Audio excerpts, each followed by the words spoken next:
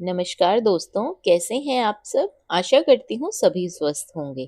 दोस्तों, आज हम इस वीडियो में कलश स्थापना की सही विधि जानेंगे। कुछ लोग कई बार गलत स्वास्तिक का चिन्ह बना देते हैं या फिर कई बार गलत कलश स्थापना कर देते हैं। तो सबसे पहले हमें चावल की एक ढेरी लगानी है। साबुत चावल लेने हैं, यानी कि आपको अक्षत लेना है। अक्षत लेकर उसकी एक ढेरी बना लें। उसके बाद हमें अक्षदल कमल बनाना है। अष्टदल कमल बनाने के लिए आपको इस तरह से उनको बराबर करना है। ऊपर से नीचे एक लाइन मारेंगे और जिस प्रकार स्वस्तिक के लिए रेखाएं खींची जाती हैं चार, उसी तरह से अष्टदल कमल के लिए 8 रेखाएं खींचेंगे। इस तरह से जैसे कि मैं कर रही हूँ, आप वीडियो में देख पा रहे होंगे। इस तरह से लाइनों को साइड साइड निकाल के अष्टदल कमल बना लेना है। आप चाहें तो चावल की ढेरी रखकर भी कलश स्थापना कर सकते हैं, ये बिल्कुल ऑप्शनल है। लेकिन थोड़ा अष्टदल कमल सुंदर लगता है, शुभता का प्रतीक माना जाता है, इसलिए अष्टदल कमल बनाया जाता है। उसके बाद हमें बीच में इस प्रकार से चावल रख देने हैं। अब हम कलश के लिए पात्र लेंगे। तो दोस्तों, कलश स्थापना के लिए आप किसी भी धातु का पात्र यूज कर सकते हैं, तांबे का, पीतल का, मिट्टी का या फिर सोने चांदी का। ध्यान रहे, लोहे और स्टील का आपको कलश स्थापना के लिए पात्र को यूज नहीं करना है। अब हम इसे कंठ तक शुद्ध जल से भरेंगे। मैंने इसमें गंगा जल पहले ही मिला लिया है, आप चाहें तो बाद में भी गंगा जल मिला सकते हैं। कंठ तक भरने के बाद हमें इसमें पल्लव रखने हैं। तो दोस्तों, आप आम के पत्ते रख सकते हैं, अशोक के पत्ते रख सकते हैं। यदि आपको ना मिले तो आप कनेर के पत्ते भी इसमें रख सकते हैं। 5 पल्लव इसमें रखे जाते हैं। यदि आपको 5 से ज्यादा मिले, 7, 9, 11, इस संख्या में भी आप आम के पत्ते रख के कलश स्थापना कर सकते हैं। उसके बाद हमें चाहिए होगी पूजा की ये वाली सामग्री। दोस्तों, इसमें मुझे चाहिए होंगे तिलक। तिलक करने के लिए मैंने इसमें से रौली और चंदन ले लिया है। तिलक के लिए रौली चंदन को एक साथ ले लेंगे। चाहे तो गीले चंदन का भी प्रयोग कर सकते हैं या फिर सूखे चंदन से भी आप तिलक कर सकते हैं। पत्तों को तिलक करने के लिए आप पत्तों को पहले ही धो लीजिए, ताकि पत्तों में तिलक करते समय आसानी रहे।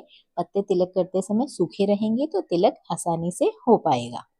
इस प्रकार से आप पत्तों को एक साथ भी पकड़ सकते हैं या फिर एक एक करके भी तिलक कर सकते हैं। मैं पत्तों को पहले ही सीधा करके इस प्रकार से पकड़ लेती हूँ। पल्लवों को इस प्रकार से पकड़ने से तिलक करने में आसानी रहती है। उसके बाद हम इस पे चंदन और अतरौली से तिलक करेंगे। एक एक करके सभी पत्तियों को अच्छे से तिलक कर दें, क्योंकि तिलक करना बहुत ही शुभ माना जाता है।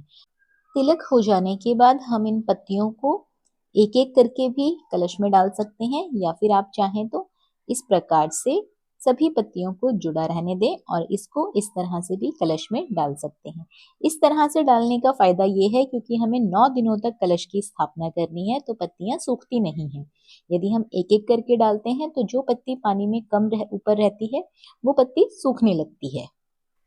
दोस्तों, कलश स्थापना कभी भी खाली कलश की नहीं की जाती, इसीलिए इसमें हमें कुछ सामग्री डालनी पड़ती है। तो उसके लिए हमें कुछ सामग्री चाहिए। सामग्री आप देख लीजिए, इसको कलश में जरूर डालिए। एक साबुत हल्दी की गांठ, जिनके पास हल्दी की गांठ ना हो वो हल्दी पाउडर भी इस्तेमाल कर सकते हैं। एक सुपारी, 2 इलायची, 2 लौंग के जोड़े। दोस्तों, ध्यान रहे कि लौंग आपको फूल वाली यूज करनी है। आप देख रहे होंगे इसमें फूल बना है, इस तरह का फूल वाली लौंग का ही आपको यूज करना है। साबुत अक्षत डालने हैं। पुष्प भी कलश में डाले जाते हैं, लेकिन मैं पुष्प नहीं डाल रही हूँ, क्योंकि ये कलश स्थापना 9 दिनों तक के लिए हो रही है। पुष्प सड़ जाते हैं, जिससे कि पानी से दुर्गंध आने लगती है। उसके बाद मैं इस कलश स्थापना को पूर्ण पात्र के रूप में करूंगी। तो दोस्तों, पूर्ण पात्र बनाने के लिए हमें एक पात्र में अनाज लेना है। आप गेहूं या चावल यानी कि अक्षत कुछ भी ले सकते हैं। उसके बाद पत्तियों को एक एक करके इसके चारों तरफ इस तरह से अरेंज कर लीजिए। चारों तरफ पत्तियां रखने के बाद कलश देखने में बहुत ही सुंदर दिखाई देता है और कलश स्थापना पूर्ण होती है।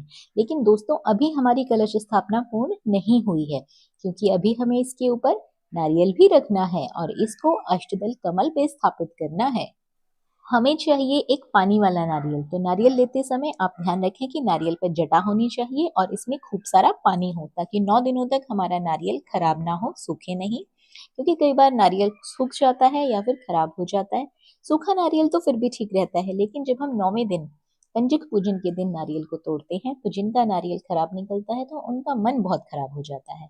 तो ध्यान रखें कि आपको बहुत ही ज़्यादा पानी वाला नारियल आपको इस्तेमाल करना है। उसके बाद आपको एक चुनरी लपेटनी है और चुनरी हिले नहीं, उसके लिए हमें एक कलावा नारियल के ऊपर लपेटना है। इसे हम वस्त्र स्वरूप भी मान सकते हैं। अब हम नारियल को कलश के ऊपर स्थापित करेंगे। तो कुछ जगहों पर खड़े नारियल को रखा जाता है, उसमें पूर्ण पात्र नहीं बनाया जाता। प्लेट की जगह नारियल को इस तरह से सीधा खड़ा करके रख दिया जाता है, उसका मुख ऊपर की तरफ रखा जाता है। और कुछ जगहों पर नारियल को लेटा के स्थापित किया जाता है पूर्ण पात्र के ऊपर। तो उसमें इस तरह से आपको रखना है कि इसका जो ये वाला सिरा है वो पूजा करने वाले की तरफ रहे।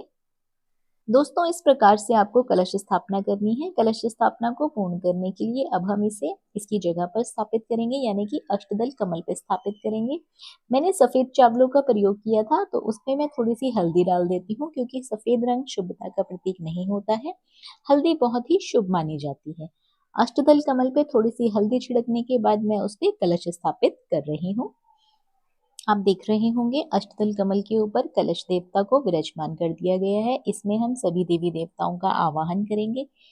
स्वस्तिक का निशान बहुत ही शुभ माना जाता है, तो इसलिए अब हम कलश देव पे स्वस्तिक का चिन्ह अंकित करेंगे। दोस्तों, आप चाहें तो डायरेक्ट तिलक करके भी पूजा शुरू कर सकते हैं, लेकिन मैं इसमें स्वस्तिक के चिन्ह का निर्माण कर रही हूँ, तो आप भी इस प्रकार से स्वस्तिक के चिन्ह का निर्माण कलश के ऊपर कर सकते हैं।